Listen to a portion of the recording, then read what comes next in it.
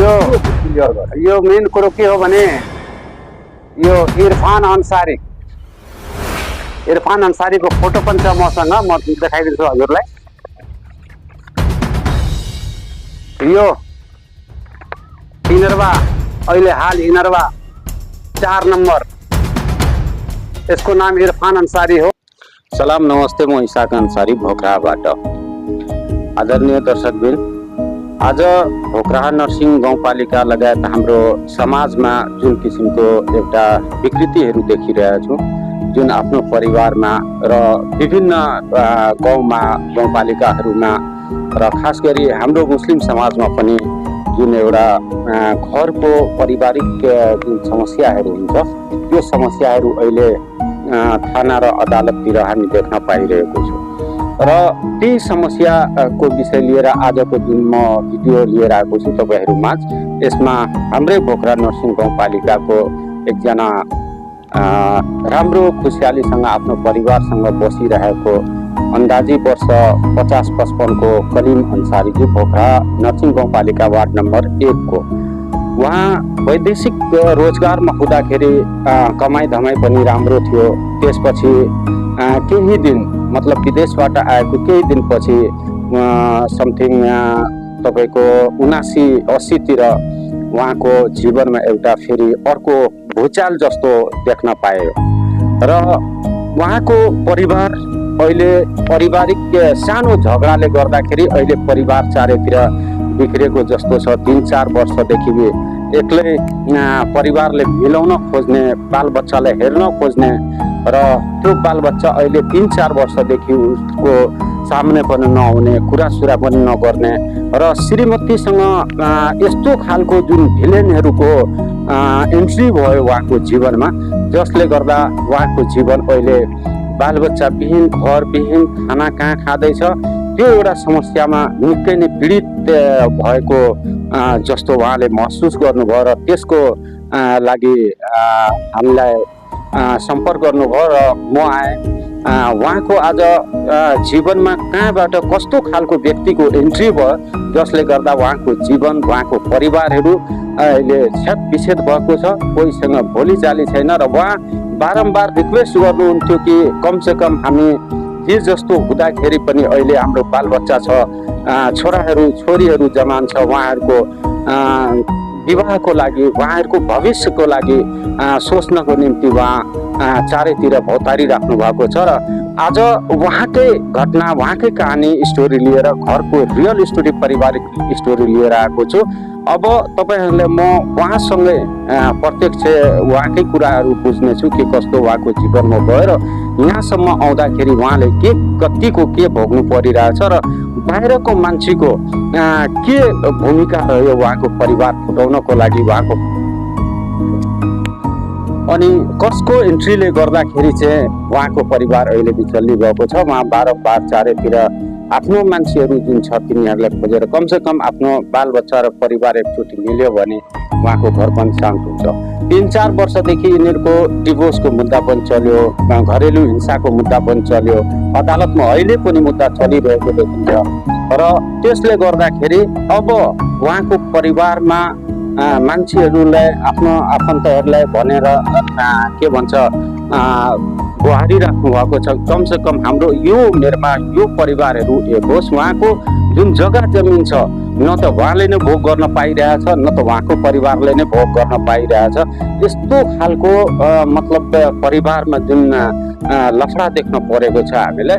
अब हामी उहाँसँगै डाइरेक्ट के छ, एउटै भिडियोमा समेट्न नसके पनि भिडियोलाई चाहिँ म स्टेप बाई स्टेप ल्याउन चाहन्छु। त्यसले गर्दाखेरि तपाईँहरू धैर्य धारण गरी यो भिडियोलाई चाहिँ अन्तिमसम्म हेरिदिनु होला र यो भिडियोमा भएको घटना दृश्यहरू उहाँ स्वयंले अनुमति दिएपछि हामीले यो रिकर्ड गरेको छु र अरूको घरमा पनि चेतनाको लागि पनि यो भिडियो बनाउँदैछु। अरूको घरमा पनि यस्तो खालको घटना नहोस् र बेलैमा सचेत होस् भन्नको लागि यो भिडियो हामीले बनाएर अपलोड गर्न लागेको। अत्याधिक राम्रोसँग बुझिदिनु होला, राम्रोसँग बुझेर अनि त्यसपछि तपाईँहरू आफ्नो प्रतिक्रिया कमेन्ट बक्समा दिनु होला, सही को गलत र अब आउने दिनमा यो परिवारले कसरी एकजुट राखेर फेरि पनि परिवारसँग मिलेर पहिलाको जस्तो जनजीवन अलिकति आसान होस्, त्यसको लागि चाहिँ हामी उहाँसँगै डाइरेक्ट कुरा गर्न गइरहेको छु। ध्यान दिएर सुनिदिनु होला।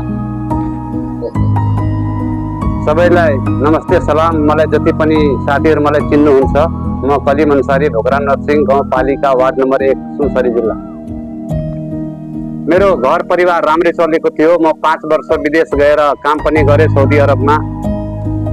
राम्रो चलेको थियो, कुनै किसिमको दुःख थिएन, बडा हाँसिलो परिवार थियो मेरो।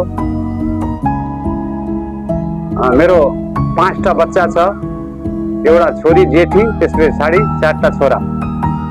सबै बच्चाहरूको पढाइ लेखाइ राम्रो होस्, राम्रो गरोस् भन्ने उद्देश्यले उहाँहरूको जति मैले पैसा विदेशबाट कमाएर पठाएँ उहाँहरूको पढाइमै खर्च भयो। कुनै किसिमको बाधा अर्चन भएन पढाइमा।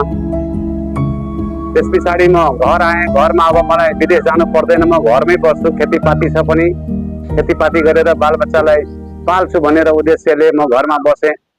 त्यहाँबाट सबै खेतीपाती पनि राम्रै चलेको थियो। अब छोरीको एज पनि पुगिसकेको छ बिहा गर्नको लागि।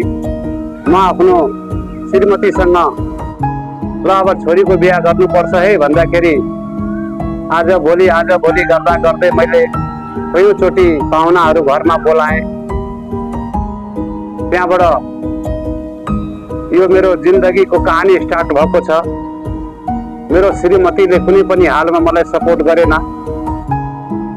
अनि जति पनि पाहुनाहरू आयो घरबाट उनीहरूलाई एक कप चिया पानी नखुवाइकन पनि पठायो। मेरो छोरीको बिहा लागेको छ, मेरो बुढाले भनेको कुरो चल्दैन,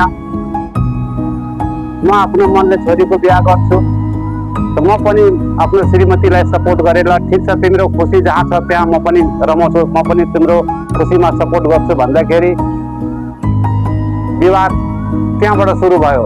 लगभग म 5 वर्ष त्यो छोरीको बिहाको लागि ल ठिकै छ तिमीले यदि बिहा लगाएको छ भने मलाई पनि भन, दुवैजना जाउँ मिलेर समयमै बिहे गर्नुपर्छ छोरीको, नत्र समाजभरि कुरो काट्छ, राम्रो लाग्दैन सुन्न।